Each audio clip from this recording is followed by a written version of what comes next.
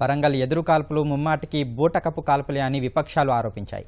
Maoist సిద్ధాంతమే ప్రభుత్వ సిద్ధాంతమన్న కేసీఆర్ వారిపై కాల్పులు ఎలా జరిపిస్తారని తెదేపా కాంగ్రెస్ నేతలు ప్రశ్నించారు. ఎన్కౌంటర్ ఘటనపై అనుమానాలున్నాయన్న ఎర్రబెల్లి సిట్టింగ్ న్యాయమూర్తితో విచారణ జరిపించాలని డిమాండ్ చేశారు. విద్యార్థులు మావోయిజం వైపు మళ్లడానికి ప్రభుత్వమే కారణమని కాంగ్రెస్ సీనియర్ నేత జీవన్ రెడ్డి ఆరోపించారు. రుణమాఫీ విషయంలో ప్రభుత్వ అసమర్థతను కప్పిపుచ్చుకునేందుకే బ్యాంకులపై నిందలు వేస్తున్నారని, రుణమాఫీ ఒకేసారి చేసి రైతులను ఆదుకోవాలని జీవన్ రెడ్డి డిమాండ్ చేశారు. ఎన్కౌంటర్లో చనిపోయిందని ప్రభుత్వము పోలీసు వాళ్ళు చిత్రించబడ్డ దాని మీద ప్రజల్లోపట తీరు అనుమానాలున్నాయి. వీళ్ళందరినీ కూడా పట్టుకపోయి కాల్చిందనేదే ప్రజల్లోపట పూర్తిగా అనుమానాలున్నాయి.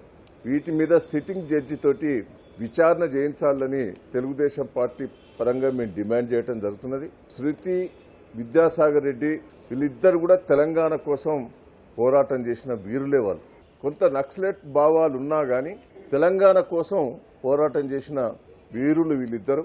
ఏప్రిల్ మొదటి వారంలో వడగల వాన పడితే 5 మాసాలు గడిచిపోయింది. ఇంతవరకు ఇన్పుట్ సబ్సిడీ లేదు.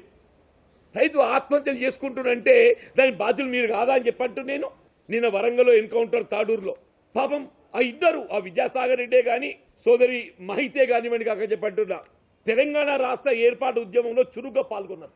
మావోయిజం వైపు ఎందుకు ఆకర్షింపబడ్డారు? దీనికి ప్రభుత్వ బాధ్యత లేదా అని చెప్పంటూ నేను మావోయిస్టు సిద్ధాంతమే మా సిద్ధాంతము, నక్సలైట్ సిద్ధాంతమే మా సిద్ధాంతము. అసలు ఈ రాష్ట్రంలో తెలంగాణ ప్రాంతంలో ఎన్కౌంటర్లు అనేవే ఉండవు. ఏమైంది నాయన? సంవత్సర కాలంలోనే ఉద్యమ బాటలో నడిచినటువంటి యొక్క యువకుల వల్ల బలి తీసుకుంటున్నవే.